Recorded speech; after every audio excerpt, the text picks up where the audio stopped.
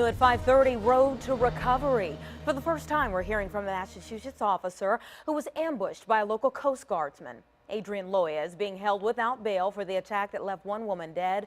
Meanwhile, Officer Jared McDonald says he's not angry or fearful. He's just hopeful to return to duty someday.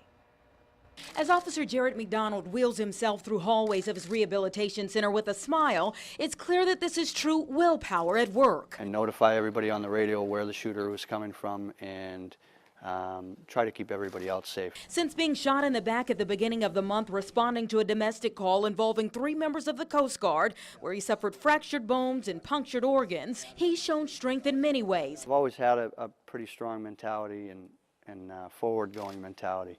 As we've reported, the search warrant obtained by WAVY News 10 detailed how Adrian Loya, the Portsmouth-based Coast Guardsman suspected of shooting Officer McDonald and a married couple, killing one of the women, planned his deadly attack before leaving his Chesapeake home. Guns, ammunition, casings, computer equipment, and bomb-making materials were all found here. The documents also address how officers and troopers responding to the call in Massachusetts that day proceeded past a burning vehicle and hoax explosives before encountering Loya, who opened fire on them, striking Officer McDonald. He says his colleagues covered him and carried him through the woods to safety. So today, despite what he's endured, he's thankful for support. Certainly, it's a big step, but we'll tackle it together. If anybody can do this, he can do it, and he can get back in uniform. McDonald says that's his goal. Doctors said he wouldn't sit up for 2 weeks, but he did on day 2, and he's continuing to take steps toward a full recovery and proving anyone who doubts him wrong.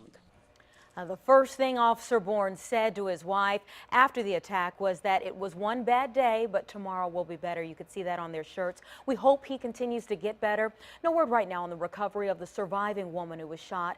Adrian Loya is facing a list of charges, including murder and battery of a police officer. His next appearance in court is March 23rd.